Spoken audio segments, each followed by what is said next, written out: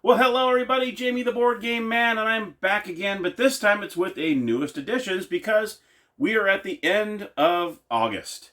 Believe it or not, holy cow. August of 2022, so I wanted to go over my newest editions in my library, and today we've got 11 to show you and a couple expansions to show you.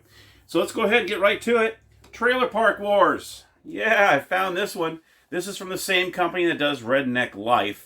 And I tell you, on Christmas last year, I brought down Redneck Life to, my wife has a cousin Kathy and Tom that live in Murfreesboro area, just south of Nashville. We brought that over there, and oh my gosh.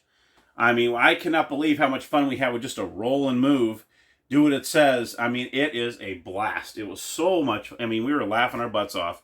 And and that game is whoever has the most teeth at the end of the game wins. Oh yeah. So Trailer Park Wars, you're trying to get the best people in your trailer park. Obviously, you don't want college kids or anything like that in your college park. That actually goes towards negative points, where you want other people in your parks and have little pink flamingos count as points. I mean, it's crazy. But you know what? When I found it for $8 over at McKay's, I could not pass it up. And it's brand new. I mean, it wasn't sealed, but I opened it up and everything was in its spot. All the cards were there. I didn't count all 100 flamingos, but I'm assuming all 100 flamingos are in there. But I did count all the cards. All the cards are in there. All the little things that we need to have. So I was pretty happy for $8. Because you go on eBay, this thing goes for 20, 25 bucks on up. Believe it or not. And those are used copies. So it's like, holy cow. So I'm kind of glad I saw this for $8. So I'm kind of glad I had to pick it up. So I added this to the collection. We also have Papi Winchester. This is a game by Blue Orange Games. This is an auction game. So you auction off different portions of land, and depending on different, I think there's like special cards you have to have, and you get bonus points if you build around a certain area. You know, maybe you build around a saloon, or you build around the lake, or there's different little bonus points you can get throughout the game, but it is pretty much every section is auctioned off, and so on. So it's actually pretty cool. And then actually when you win the auction, everybody gets one, I can't remember if it's in millions or thousands, I don't remember. But everyone gets one of those bills after you win an auction. So it's kind of cool. And then the rest goes into the, I believe it's like a saloon of some kind. And then once you I think you get a bill to the saloon or something like that, you get to take the money out of there. I don't remember the actual rules because obviously I haven't played it. I just got it this month. But it looked like a lot of fun, very different, and that's what I liked. I like these little off-the-wall games where you haven't really heard much about it. I know Board Game Geek actually has it.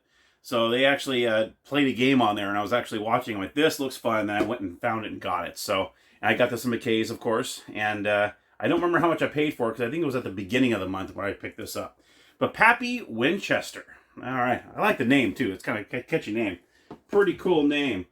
Also got Red 7, the card game. This one kind of reminds me, it's kind of like Uno / Flux, where you have a set of cards 1 through 7, and you can see they're the colors of the rainbow, and the colors do matter. I like the red is like the highest, and then it goes, like, remember Roy G. Biv is, the abbreviations for the rainbow, and it's like red, orange, yellow, and so on. So, but what you'd have to do is at the end of your turn, you must be winning that hand. So what you do is it depends on what the rule is, and then what you do is you're going to either put a card down, you can change the rule so that you're winning, and that's what you're trying to do. And of course, if you can't win, you can't be leading in that hand, then you're eliminated from that round. Really interesting game. I just got it, literally, I think about a week ago. So. But I need to read up on a lot more because I definitely want to show you. I love card games, as you can tell. I do a lot of card games on this channel. And this looks like it'd be one that would be a lot of fun. So Red 7. I also found this fun little game. It was only for about $3, I think. I had to get it. It looks fun. I'm going to do an episode on it soon. Hey, that's my fish. In this game, you're on little icebergs. And I'll show you what it looks like here. You're these little penguins. And you're actually on these little icebergs here. And you can see there's 1, 2, or 3 fish on each iceberg. And what you can do is you move these penguins.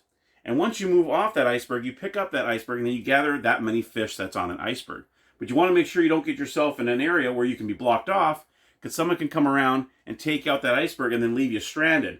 And that's how you get eliminated from the game. And whoever has the most fish at the end of the game wins. It's a 2 to 4 player game. It is a Sub-Zero game for fishy strategy. Hey, that's my fish. All right. The next one, I told my wife about it. It's funny because I saw this at McKay's. And after I watched the video, I'm like, oh, that'd be kind of cool. I went back, it was gone. So I went on eBay and I found a complete set. It had the base game, it had an expansion, and then another expansion for it. All in one shot. And I was like, okay, this is great. My wife's like, how come you haven't done an episode on that? I'm like, well, I need to learn the game really well before I do it. I don't just throw an episode on there. I want to know it inside and out, excuse me, before I do an episode. This is a card game, of course, Marrying Mr. Darcy. She is a huge Pride and Prejudice fan. She loves the book, and the game is off the book. So if you've read the book, you're a big fan of the book, you will know all the characters in here. And all the cards are referenced to the book. So you'll like the lady has said, the one that made the game, I saw, she's on YouTube. She said that, you'll get a lot of chuckles, you get a little laughs here and there if you really know the book really well. And maybe even the movie. I know she likes the movie, which was actually pretty good, I have to admit. And but yeah, so there's Marrying Mr. Darcy. In this game, what you're doing is you are the ladies, and you are trying to get the best suitor, because there's different cards you have to get. I think it's like wit or charm, or I can't remember. There's like 4 or 5 different kind of personalities or characteristics that you have to get, because the guys like those certain characteristics. And you might have 2 or 3 guys that might propose to you. You roll a die, but you want to try to get the best suitor because you get the most points for it. So it's a really interesting game, and they have action cards in there where you turn over the card, you do what it says, and it's really cool. I mean, there's 2 different phases of the game, and you play the first phase. I wonder if it says on here. Does it say the phases? I don't remember the phases on here. But one of them is like you're trying to get the wit points and all those other points you're trying to get, and then there's the proposing stage. So I think that's pretty great. I think it's a funny little thing. So this is Marrying Mr. Darcy.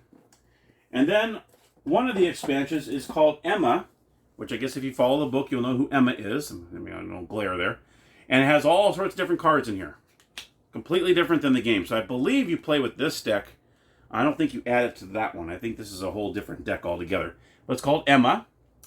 And then there's another one called the Undead expansion. Very interesting. So there's another little expansion to the game. I believe you add maybe a couple of these cards in the game that you're playing, and then when it comes up, you do certain things. But so that is Marrying Mr. Darcy. That is the base game, and then the 2 expansions that came with it. Luckily, I was able to get all in one shot. So there's that. This next one I really, really enjoyed when I was younger. I played this all the time, me being a huge, baseball fan, obviously. And this is a game that comes out every year. It has all the teams, every player, and it gives stats for every single player on each team. And you play, usually I would play one player, I'd be by myself, and I'd play both teams. It is called Stratimatic. I absolutely love this game. I have not had a Stratimatic in years, and I wish I remember what year I had back in the day. But like I said, every year this comes out. This is the 2019 edition. Found it. Everything's brand new in here. I found this over at McKay's for $8. I couldn't believe when I saw $8 because Stratimatics are not cheap. Even if you just want one team, you can buy separate teams on eBay. Like for me, I would probably get the 1988 Dodgers, or maybe even 2020. But the 1988, with Hershiser and Gibson and all that, I think it's like $15 just for that one team. So you can imagine if you have 30 teams, with all the players in it, and this one's brand new. I opened it up, and look at all the cards. The cards aren't even punched out. They're still in the plastic. I mean, they're still all in the plastic. But you can see, you have the team. This is Baltimore here, and you have every single player that's in here. And you can see it has 1, 2, 3. And what you do is you're going to roll the 1 die. 1, 2, 3 is on the hitter's card, and then 4, 5, and 6 is on the opposing pitcher's card. So that tells you which row you're going to look at. And of course, the 2 dice you roll determines the 1 through 12, and that determines what results happen after his at bat. And it's really cool because they actually give this big cardboard cutout here. So they give you these little I don't know, little tokens or whatever that you place on the... So if you have a man on first, you put someone on first or second and third. They give you the one die here, and then you give the two small dice here. It's really cool. I mean, I could not believe I found this. It has been years since I've had a Stratimatic game. Now they have a basic, advanced, and a super advanced, which I've never really played the advanced or super advanced. I've always just played the basic because it was just me, you know. So I'm just, you know, I might steal a base here and there. I might do this and that. I might do a little, but I didn't really. I mean, it gets really advanced in here, like day game, night game, lefty against lefty, righty against righty. I mean, gets really technical. I've never played the super advanced or the advanced. I always just played the basic. Just had fun with it. And it's great. And it is a really great game. So if you're big on baseball like I am, Stratimatic Baseball is awesome. So I was able to find this for, I think it was either $7 or $8. I couldn't believe it. I was like, oh my gosh. And I snagged it. And, you know, there was no question. I opened it up and the thing was brand new. Nothing was open. I had to get it. All right. So enough about that. Next game I just did an episode on was Input. This is the Milton Bradley game.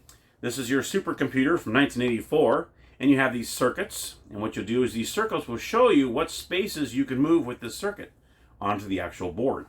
I have done an episode on it, so if you're this kind of intrigues you a little bit, which hopefully it does, it's a great vintage game.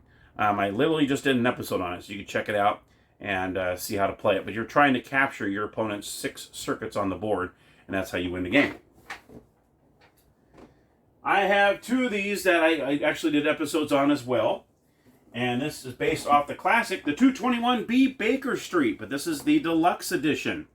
I showed you in that episode, I did an episode on this, that I had the original one, which I think is sitting over there, from 1975, where it comes with 20 cases. And throughout the years, they added 20 more, 20 more, 20 more, all throughout the years. This came out, and it had all original 180 cases from the very beginning, and they added 20 more to add it to a total of 200 cases. So all 200 are in here. I've done an episode on it, so if you haven't seen it, check it out. It looks like a lot of fun.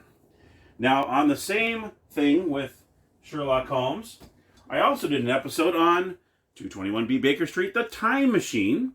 It plays exactly the same. You have more places to look at, and it takes place in the 20th century. He took the time machine, he's got sent to the future, and now you're doing 20th century crimes. Yeah, I believe there's a JFK in here. I believe there is Jimmy Hoffa, and there's actually a pretty funny one. I saw that when I was kind of thumbing through. I'm like, what?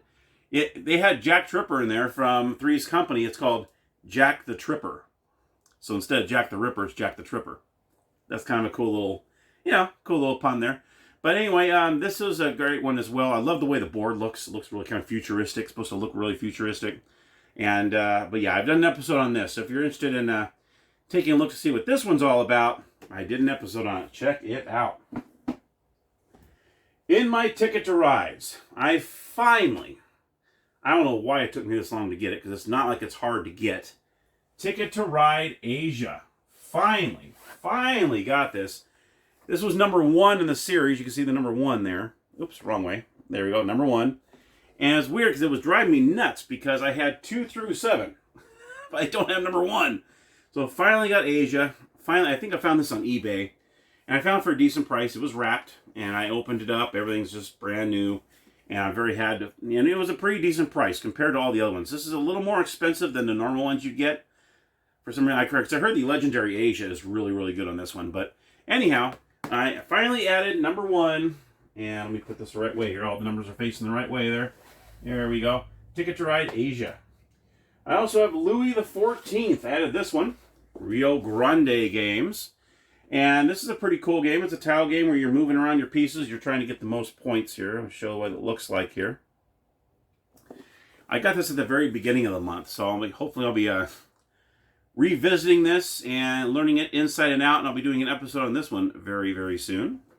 Okay. And let's see, have I hit all of them here? Let's see, I think I might have. I have my little cheat sheet here on my sticky. Yeah, so now we can move on to the couple of little expansions I picked up. Sagrada Life. This is one I just picked up, and this is another one of the... I remember I had the 2 other expansions over here. I think it's Passion and the 5 to 6 player expansion. So now I have the Life expansion as well. And this is the one that comes with those little orange dice. Talk about tiny. These things are tiny. Little orange dice in there.